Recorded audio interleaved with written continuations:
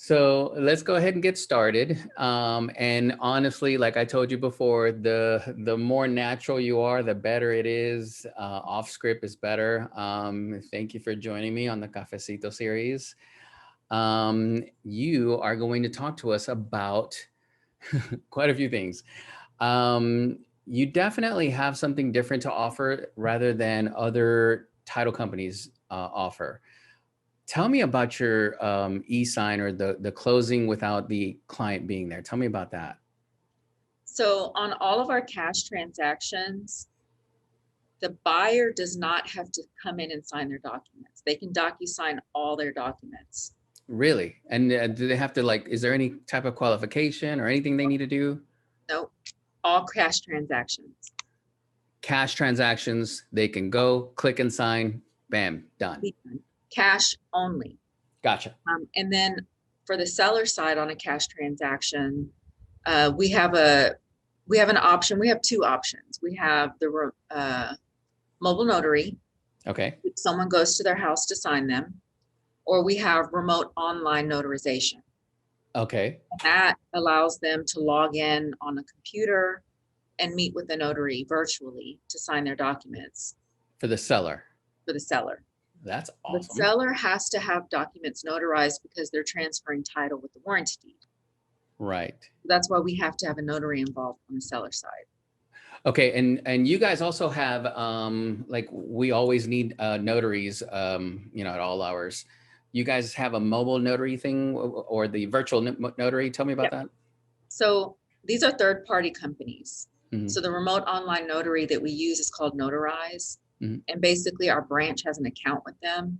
And whenever someone wants to use them, we would create an order request, and whoever needs to sign the documents will get an email to set up their account with Notarize. Oh, okay. Once they get that email and we've loaded the docs to Notarize, the seller, whoever's using the account, can sign their documents whenever they want. They can log on and ask for a notary. I think I've heard it takes maybe a couple minutes. Once you log on to request a notary, it takes a couple minutes for someone to pop up. And it's also like, for example, like a seller, like you're right, a seller needs to do like a T47 or something like that, like one form. You guys can do also just one form as well. Is that right? Yes. So like the seller packet, since it's a third-party company, the seller package notarized charge is $99. But on a single notary document, it's $20. Okay, that's still not bad. Wow. And I know that that's typically a challenge for people to get taken care of at the beginning of a transaction, is that T47. Yeah, definitely. But that helps us get the existing survey approved to use in the transaction. And then at closing, we have another T47 executed by the seller. Oh, really? Okay. Title company does, because we're required to have it at closing. Okay, cool. I'm learning something new every day. Now, on a transaction where there's a lender, the seller can still use remote online notary. There's no restrictions on the seller to use that service. The buyer does have restrictions. The lender determines on a transaction how the buyer can sign their documents. Gotcha. So it really depends on them. Yeah, and we haven't had any transactions where the lender has allowed the buyer to sign all their docs using remote online notary. Gotcha. The lender offers like hybrid closings where they can sign some of their docs online, but then they still have to come into our office to sign the other half. Okay. And that's helpful too. Yeah, most definitely. It's completely helpful. Totally agree with that. What else do you guys have that's completely different that to set you guys apart? I love the e-sign stuff. So I guess because of COVID, a lot of things have been moved to online, virtual, a lot of people working from home. And so one of the things that we offer is mobile deposit feature for earnest money and option fee. This is something that we had been using before, prior to COVID, but we really ramped up pushing people to use it during COVID, not just pushing them, but a lot of people didn't have any other option. This was their best option. And the good thing about our mobile deposit feature is it's not a third-party app. So most other title companies, you have to download a third party and the funds go through that third party to get to the title company. Correct. So this is basically a secured email that gets sent to the buyer that allows them to take a picture of a personal check or a cashier's check for the total amount of the earnest money and option fee. They hit submit, the check image pops up directly in the transaction on our end, and we get to fund the check. We can deposit the funds that way. How cool. Yeah. I like that, because nowadays we need to turn that in 3 days, correct? Yes. Yeah. Okay, cool. All right. I like that. And there's What? been times where on the weekend, that third day falls on a Saturday or a Sunday, Yes. and we didn't get the funds on Friday. So the agents are frantic on the weekend. And I've had agents, they shoot me a text message and I'm like, all right, I'm on it. Let me get this link over to the buyer as long as they have a personal check or a cashier's check. And I was able to receive the contract that same day, send it out to all parties, put everybody at ease. I love that. That's awesome. That's great. What else? What else you got for us? What's different from you than anybody else? Well, for me as a closer, I like to stay connected to the buyers and the sellers, not just by email, but I pick up the phone when I get a new contract to call the buyer and the seller, to let them know who's going to be emailing them and asking them for all their personal information and asking them for their money. Yeah. You know? And again, so one of the things is at the beginning of each transaction, that secured email that goes to the buyer, we also send one to the seller. And we use that to collect a bunch of information that we are required to have from the seller. Marital status, payoff information on existing loans and liens, the status of their mortgage account. In other words, if it's in forbearance or something like that. Yeah. Social security information, date of birth, HOA information. And then when they hit submit on their questionnaire, it generates a payoff authorization on our end. Oh. So when we go to order the payoff for the existing mortgage, some of the mortgage companies want an authorization form from the seller. Well, just in that one link that we sent to them, we now have marital status affidavit, payoff authorization, payoff information, data. We have everything that we need in that one email. And we can use that to send to the lender to get our payoff. God, I love that. Tell me a little bit about HOA forms. You brought it up and it just triggered something on me. HOAs, they're interesting to work with.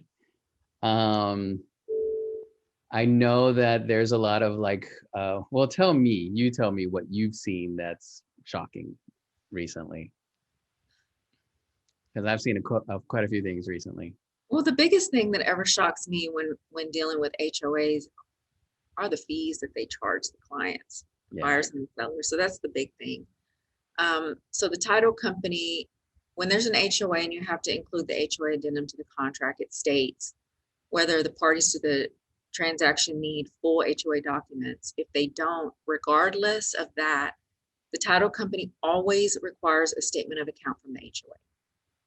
Okay. So we have to have that to ensure clear title on the property. So a resale certificate, right? Yeah, resale certificate or a statement of account. They both give you the same information, but they're called something different. Now explain to me the difference, because I know I'm bringing this up because it's happening to us a lot right now. Okay. You're the best person to talk to about this because I see it all the time now. I see where the HOA, or for example, that form, it has 4 different options and most people are choosing that last one, which I don't understand. And I totally am against, where they don't require the subdivision information. But regardless, for the title policy, tell me about the resale certificate. You do need a title policy? We require either the resale certificate or a statement of account. The resale certificate is standard for condominium documents. Right.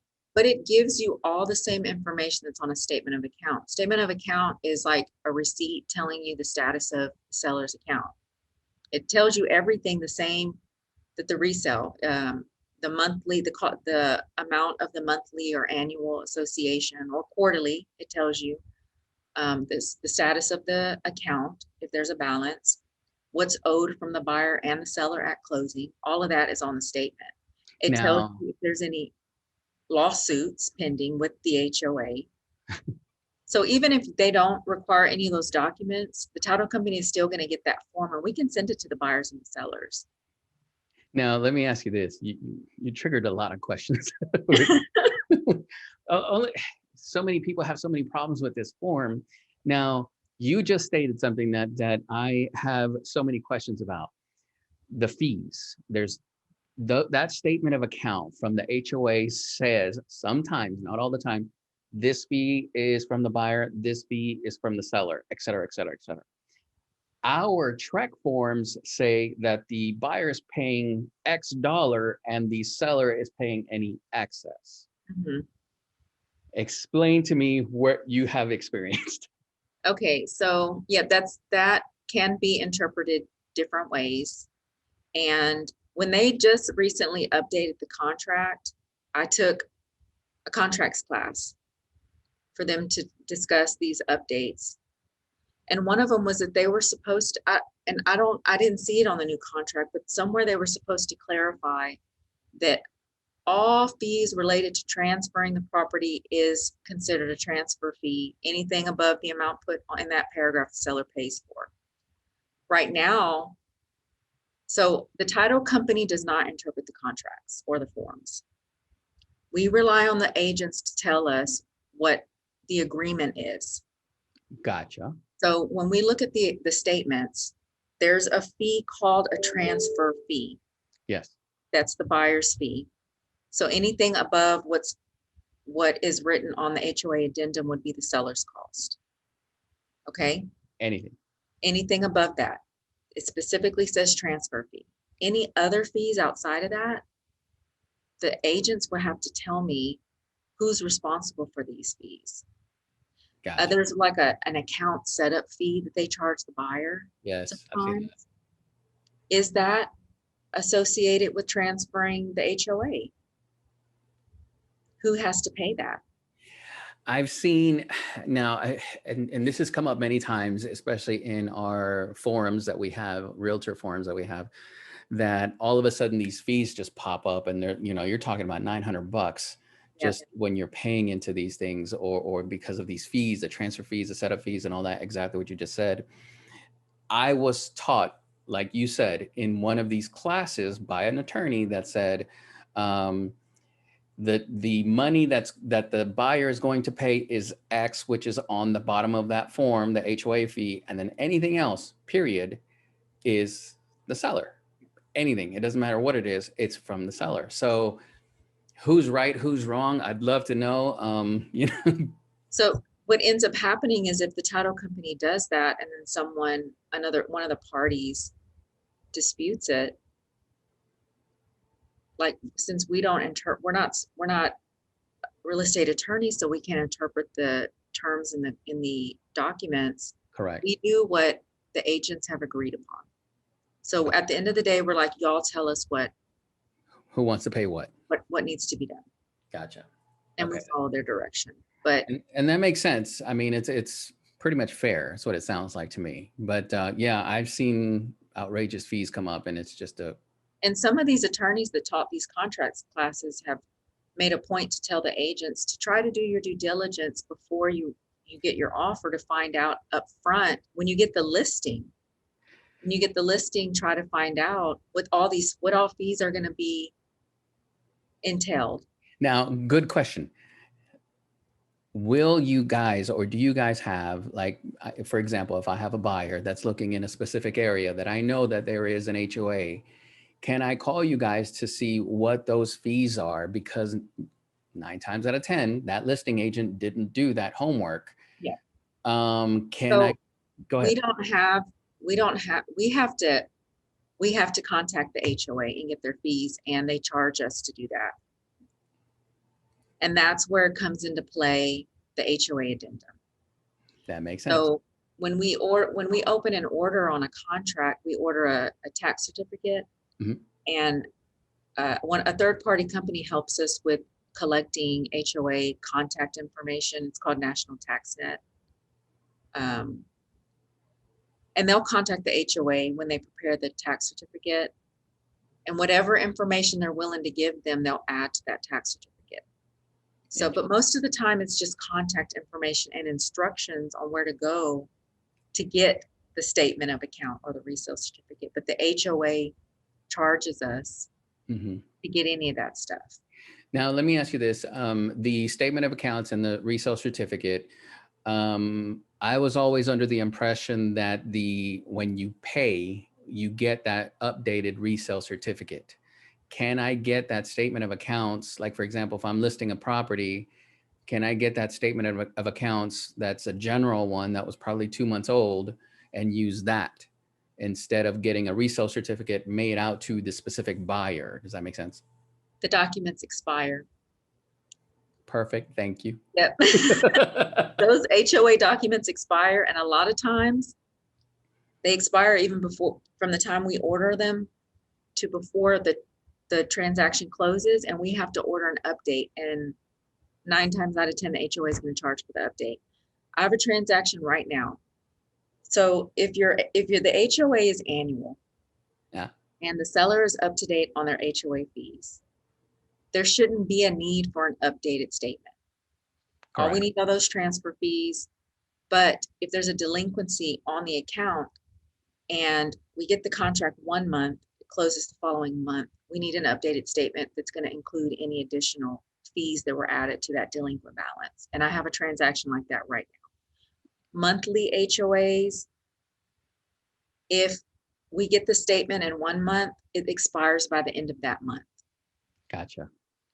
And we have to, and then there's dates that we have to juggle around too. Because it takes them 6 to 10 business days to get us these documents. Right.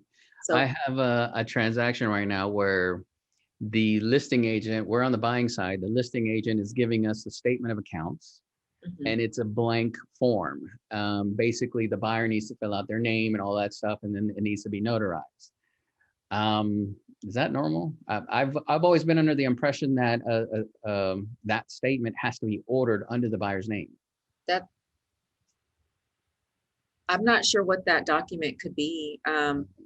A lot of times the HOA, when they send us the statement of account or any of the forms that were ordered, they'll also send us forms that they want the buyer to have to sign at closing and for us to send it back to them. Okay. And some of those forms do require notarization. But it's basically contact information for the buyer, things like that. Yeah, and what the listing agent is doing is they're telling us that, okay, you've received the resale certificate, you received the HOA docs, you received, and I keep telling my agent, my buyer, and I'm like, no, that's not true. You need to order it. Yes. I don't know what that document is they're notarizing.